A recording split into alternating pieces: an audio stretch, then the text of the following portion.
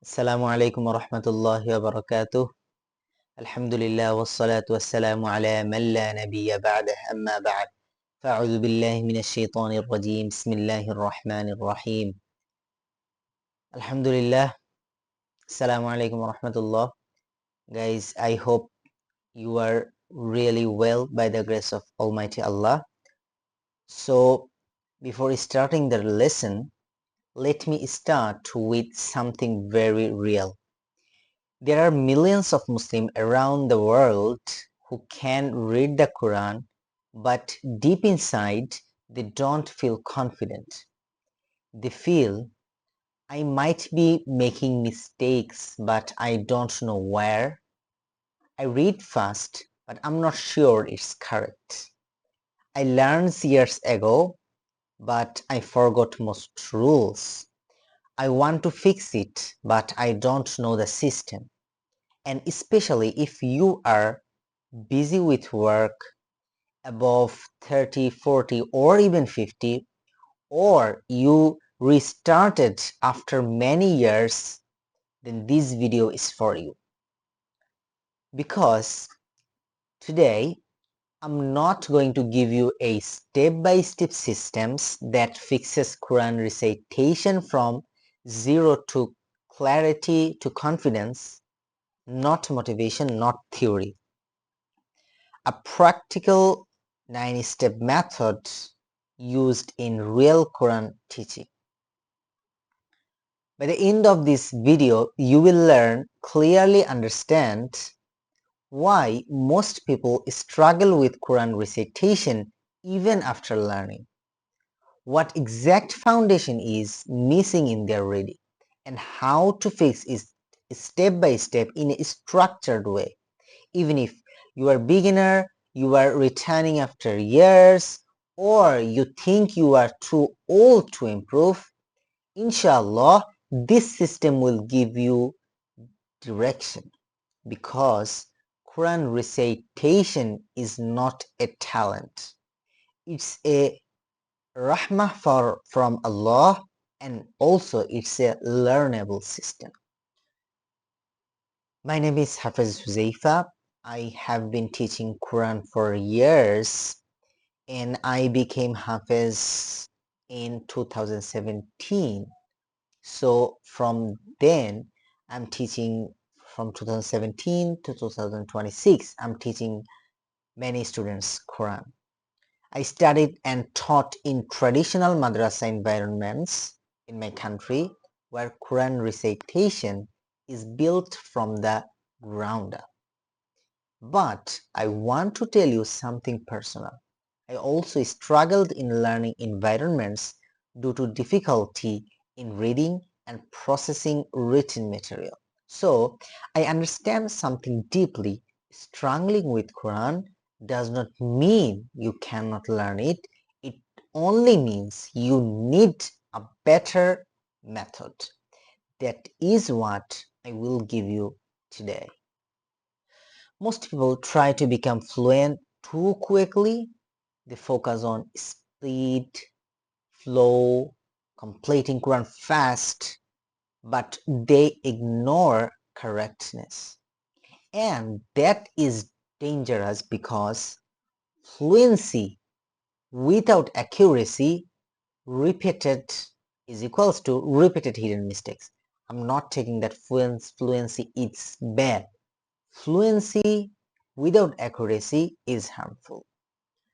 So Allah Ta'ala says in the Quran, Bismillahir Rahmanir Rahim, أو زد عليه ورتل القرآن ترتيلا, and recite the Quran with measured recitation. That means slow, clear, correct, structured, so the goal is not speed. The goal is correct foundation first, then fluency naturally builds, inshallah. So, step 1. Arabic letter mastering foundation. Arabic letters are the basic building blocks of Quran recitation. Before reading words, you must correctly recognize and pronounce every letter in isolation. This includes shape recognition, correct articulation point, which is called in Arabic makhraj, and correct sound output. If a single letter is wrong, the entire word meaning and recitation becomes incorrect. So let me give you an example. If I search Surah Ikhlas, if I search here and here what is written.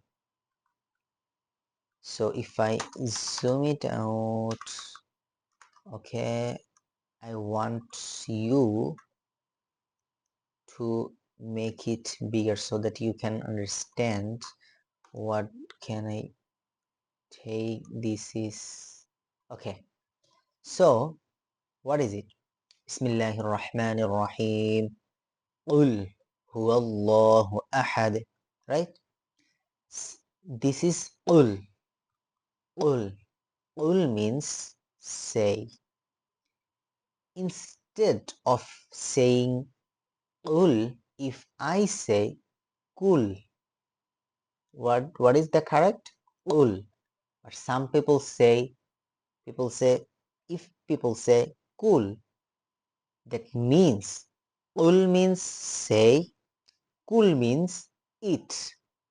So can you imagine what a single letter can change the can change the meaning of the whole verse. So here's the thing. So that was I wanted to talk about, that if a single letter is wrong, the entire word meaning and recitation becomes incorrect. So let's move forward. So that's the thing. So here, first of all, you have to learn Arabic letter mastering. And when you learn Arabic letters, you will go to Quran and try to read the letter as you learned that Arabic letter. Okay, like let's suppose you cannot read Quran. Just this ayat is الذين آتيناهم الكتاب يتلونه حق تلاوته, but you cannot read.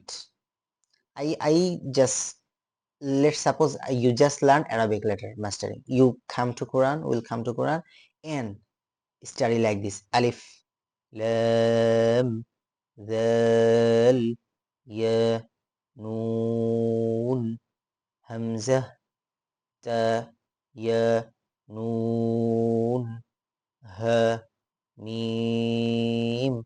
So this practice I talked about earlier in the video.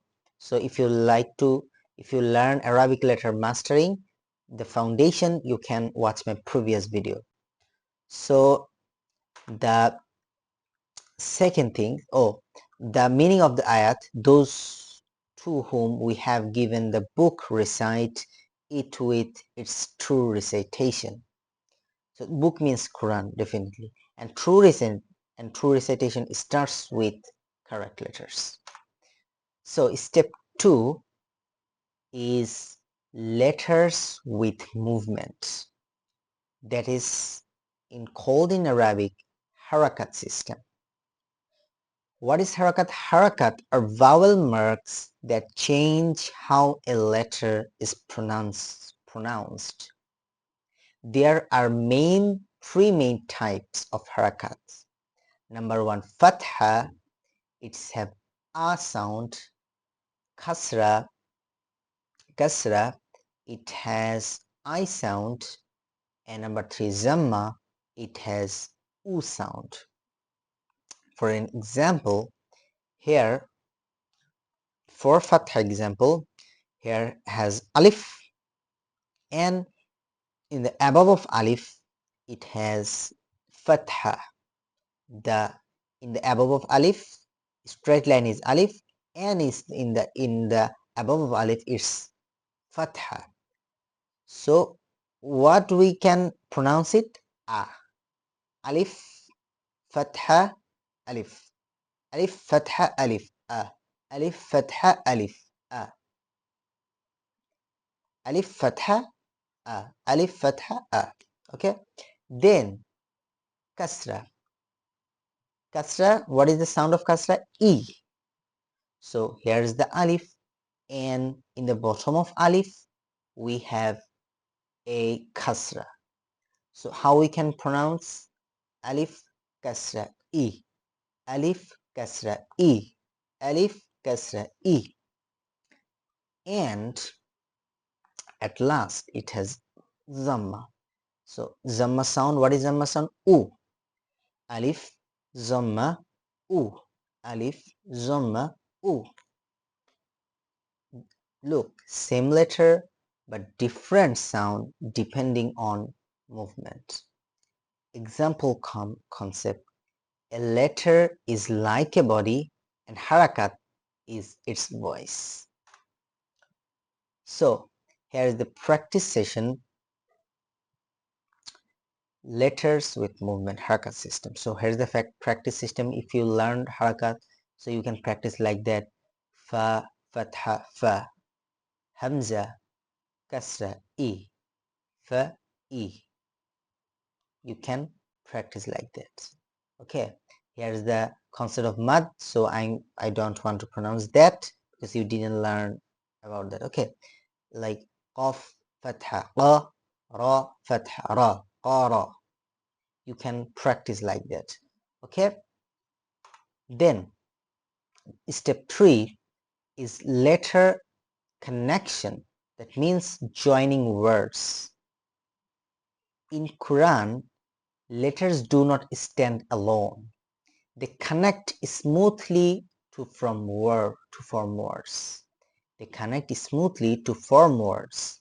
You must learn how letters connect before, after, how sounds changes its follow, how pronunciation merges naturally. This is what makes reading Quran flowing instead of broken. So here is it. Letter connection, joining words like wa, fatha wa, qaf, fatha, qu, waqu. And another thing, it's missing above of lam, it has sukun, it's missing. So qaf, lam, qul, qaf, lam, qaf, lam. Then it has ra with shaddah, ra with shaddah. So we cannot say qul, we have to say qur. This lam will not be pronounced. Okay, there's the letter connections. Okay, that lam, if lam have sukun, and after sukun, if any word have sukun, and after the sukun, if any letter have shadda, then the word has sukun that will be vanished. We are not pronunciationing the lam. Okay, we are not reading lam. So that's the thing, letter connections. And number 4 is stretching sound, which is called in Arabic mad system. So what is mad system? Mad means extending a sound beyond its normal duration. It is not random stretching, it is rule-based elongation. Example, a becomes a, E becomes E. Mud gives Quran its beauty and rhythm. For example, here is a big ayat. If I read this, Bismillahir Rahmanir Rahim. وقال الذين كفروا لولا نزل عليه القرآن جملة واحدة كذلك لنثبت به فؤادك ورتلناه ترتيلا. So, what is the stretching? Here, in this word, if you look, wa fatha wa, that's okay. We can say this is qaf. After qaf, we have alif. And above alif, there is nothing harakat. Okay? So we read it like this, qaf, alif, fatha. We don't straight like this, qaf, fatha, qa. No. Qaf, alif, fatha, qa, qa. This is one alif stretching or one alif mad. Okay? So that's the thing. Qa. And another example, if I give you that here is raw peshru, but before, after the zamma, after the zamma, we have waw which has no harkat. So we can study it like ra, waw, zamma, ru, ru, ru, one alif. So if I say another example, okay, that's enough. Okay, so that is math system. Every sounds has precise measurement in math system. Okay, this is step 4. And step number 5 is Tanween, double sound endings. Tanween is when a letter has two vowel marks producing a nasal and sound at the end. It's called Tanween. Like Tanween of Fath, Tanween of Fatha, an, Tanween of Kasra, in, Tanween of Dhamma, an. Like before, if I saw this example, this is Fatha, Alif Fatha A, but here will be two Fatha in Tanween. I will watch you, okay, I will show you. So here will be two Fatha. So instead of said A, we will say an. Instead of say it E, it will be in. Instead of say it U, it will be un. So if I show you like this, here raw to zomma, raw to zomma, run. If there would one zamma, we would say ru, but we will say now run. If here this is ta, if it has one zamma, we would say it's two, but it has two zamma, we will say, which we will read it tun. Okay, so that's the thing. So Arabic naturally uses structured endings like this. So step 6 is learning Shaddah or Tajweed, doubling rule. This is very important. Shaddah means the letter is emphasized and pronounced twice in one flow. So instead of one sound, it becomes strong plus double articulation. It increases clarity and strength in pronunciation. So double sound like this here. This is Tajweed symbol. So here Dal Fatha Za. So as after the Dal we have Tajweed or Shaddah. So how we can read it? Dal Ra Fatha. Dal Ra Fatha. Dhar Ra Fatha Ra. Dhar Ra. Dal Ra Fatha Dhar Ra Fatha Ra. Dhar Ra. Dhar Ra. Dhar Ra. Okay, so if I show you the previous, here is it. And another example, Nun Za Zomma Nuz Za Kasra Z Nuzzi Nuzzi Za. We are pronouncing, we are reading Za 2 times. And number 7, word application. At this stage you learn all the necessary things in Arabic for Arabic reading. So in this stage you have to learn word application. You move from isolated rules to real words.